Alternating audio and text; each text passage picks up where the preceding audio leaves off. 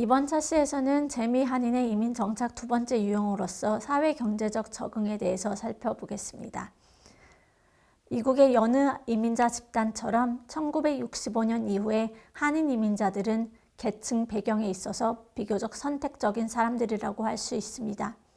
이러한 계층 배경은 현지 사회에서 사회 경제적 적응에 유리하게 작용했습니다. 재미 한인의 사회 경제적 적응 실태를 재미 한인의 교육 수준, 비즈니스, 한인 이민자들과 타 민족 간의 갈등, 경제적 상황 등에서 살펴보겠습니다. 첫 번째로는 재미 한인의 교육 수준입니다.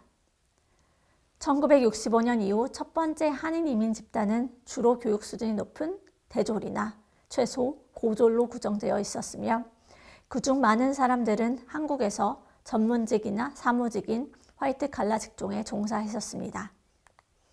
간호사, 의사, 치과의사, 약사 등과 같은 의료 전문직에 종사하던 한국인들은 1960년대 후반과 1970년대 초반에 미국으로 대량적으로 이민하였습니다. 또한 미국에서 학위를 마친 한국인 유학생들은 미국 영주권을 획득하기도 했습니다. 이러한 이유로 한인 이민자들은 그 당시 한국의 일반적인 성인 인구보다 교육 수준이 훨씬 더 높았던 것입니다. 한인 이민자들의 높은 교육 수준은 1970년대 중반부터는 다소 낮아지기 시작했는데요. 주된 이유로는 미국의 1965년 이민법 개정으로 인해 75년 이전에 고소득 전문직 직종에 종사하던 이민자들이 점차 형제자매 위주 이민자와 같은 가족 중심 이민자로 대체되었기 때문입니다. 1976년에 다시 개정된 이민법은 전문직 위주의 이민자들과 귀화한 한인 이민자들이 형제자매의 영주를 목적으로 초청할 수 있는 기회를 줄이는 변화를 가져왔습니다. 하지만 1990년대에 또다시 개정된 이민법은 전문직 이민자의 수와 비율에 대한 쿼터를 증가시켰고 그 결과 한인과 다른 아시아계 이민자들의 교육 수준은 다시금 높아지게 되었습니다. 특히 한국의 대학 졸업생들은 1990년대에 발생한 외환 위기 때문에 취업에 어려움을 겪고 있었는데 그로 인해 교육 수준이 높고 기술력이 좋은 한국인들이 대거 미국으로 이민을 선택하기도 하였습니다. 한인 이민자들의 교육 수준과 한국 거주 한국인, 미국의 모든 이민자와 미국에서 출생한 미국인들의 교육 수준의 비교를 나타냅니다. 이 당시 한국 거주 한국인 가운데 약 18%만이 4년제 대학 교육을 받았고 고등학교 교육을 받은 인구는 75%였습니다. 한국의 대학 입학률이 높다 하더라도 모든 성인 인구의 중년, 노년을 합하면 대학 졸업률은 여전히 낮은 편입니다. 과거의 대졸률이 낮았기 때문입니다. 이러한 관점에서 한인 이민자들은 사회계층에 있어서 매우 선택적인 집단임을 알 수 있습니다. 재미 한인의 세대 간 교육 이동 현황을 살펴보겠습니다. 1.5세와 미국 출생의 한인들은 1세대 한인 이민자들보다 높은 교육 수준을 보입니다.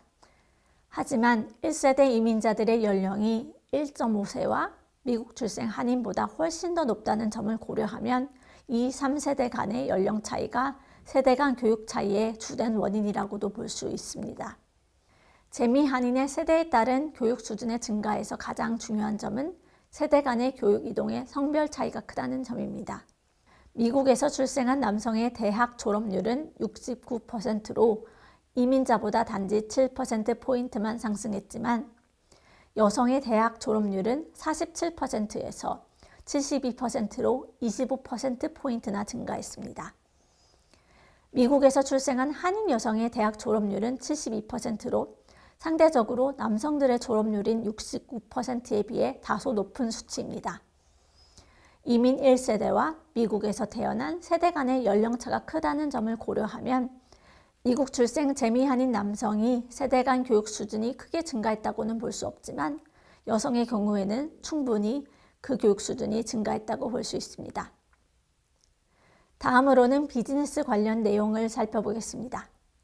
1965년 이후 한인 이민자들의 직업을 보면 노동집약적인 소기업에 많이 종사했다는 점이 비교적 특이합니다.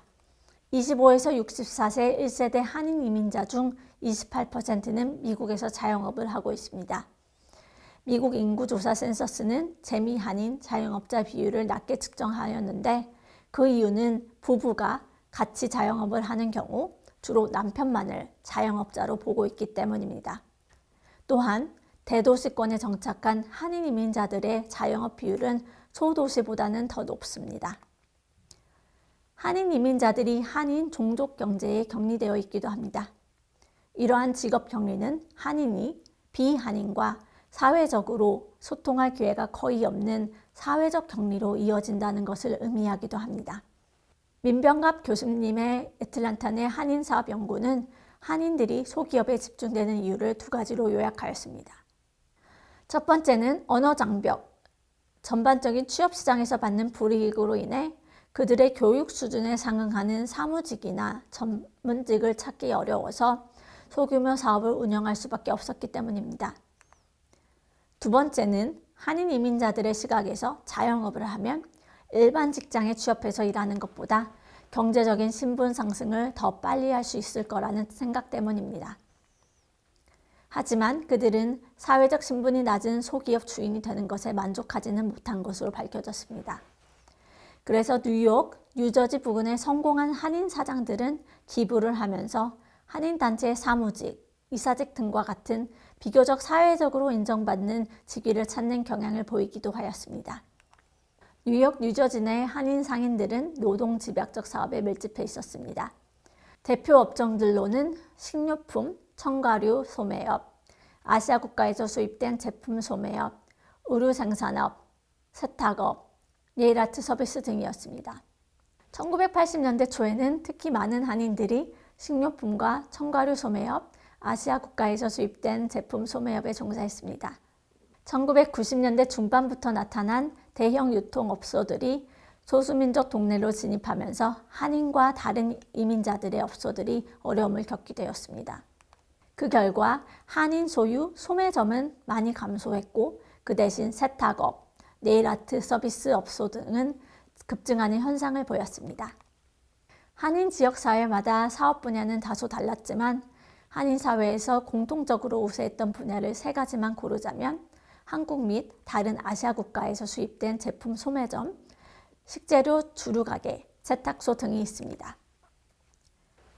다음은 타민족과의 갈등에 대해서 잠시 살펴보겠습니다. 미국의 신규 이민자들은 그들이 사는 동네, 직장에서 미국 출생 백인들과 그 외 소수 집단들과 접촉하게 되는데 이 두 영역에서 주로 집단 갈등과 차별을 경험하게 됩니다.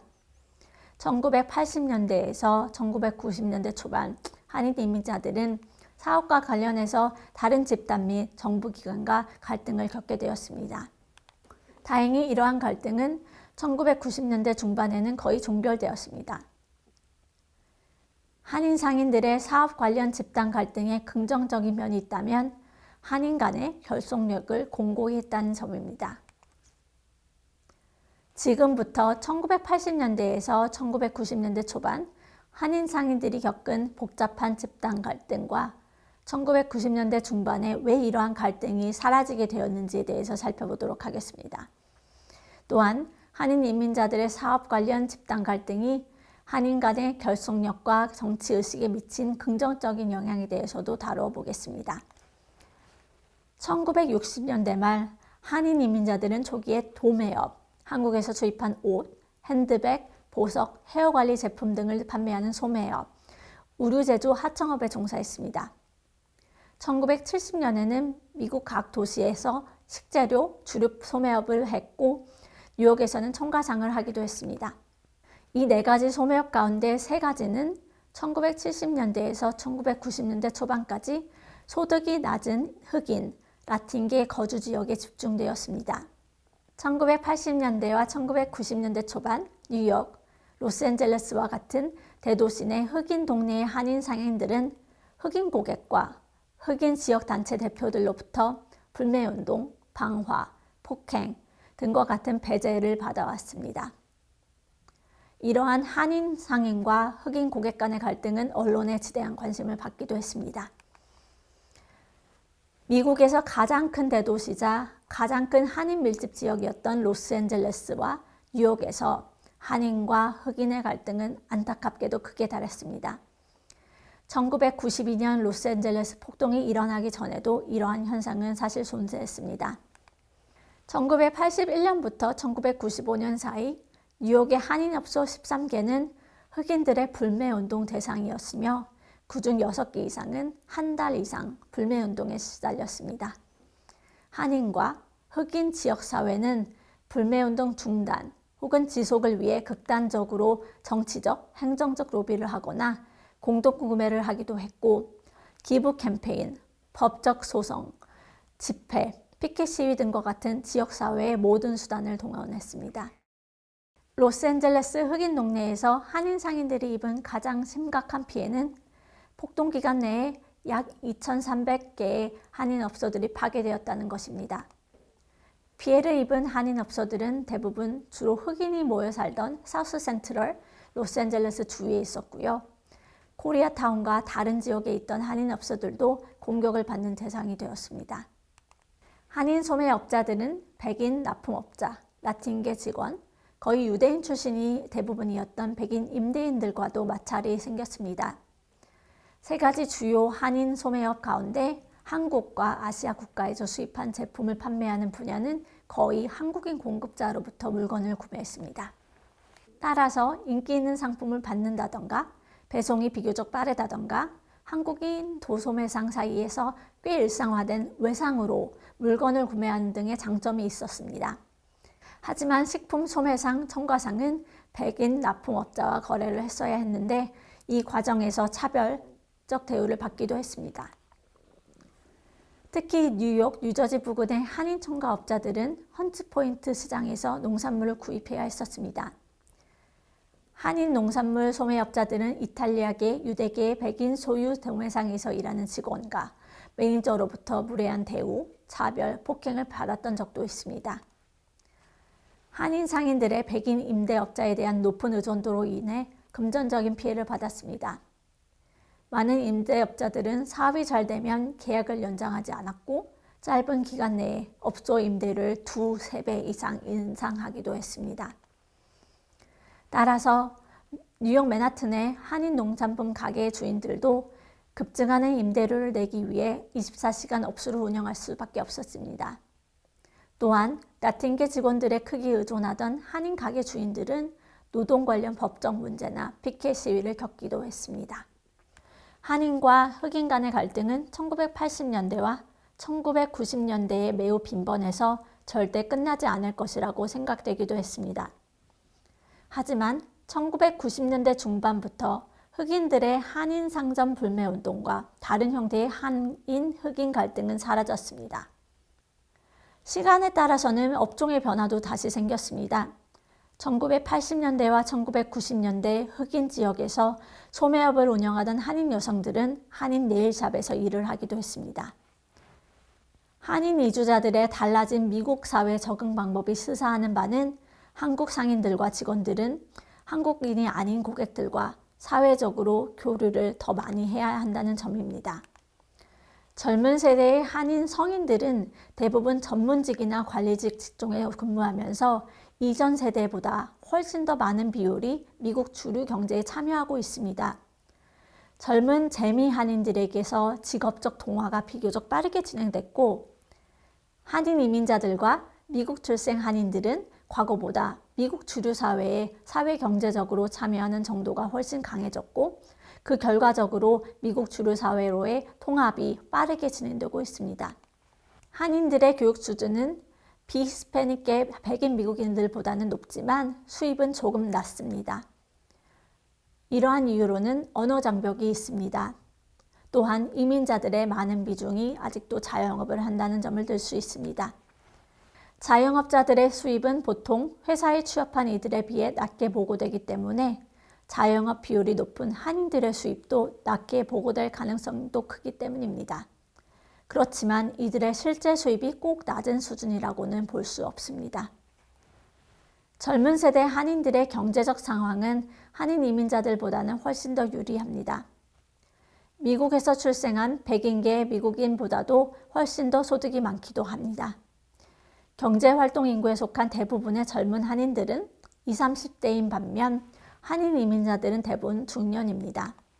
특히 어렸을 때 이민으로 온 1.5세 한인은 미국 출생 한인보다 대학 졸업률은 낮더라도 개인 및 가구 소득은 조금 더 높은 수치를 보이기도 합니다. 이번 차트에서는 한인의 사회 경제적 적응 및 특징, 한인과 흑인의 갈등 등에 대해서 살펴보았습니다. 다음 차트에서는 한인 단체와 변화에 대해서 살펴보도록 하겠습니다.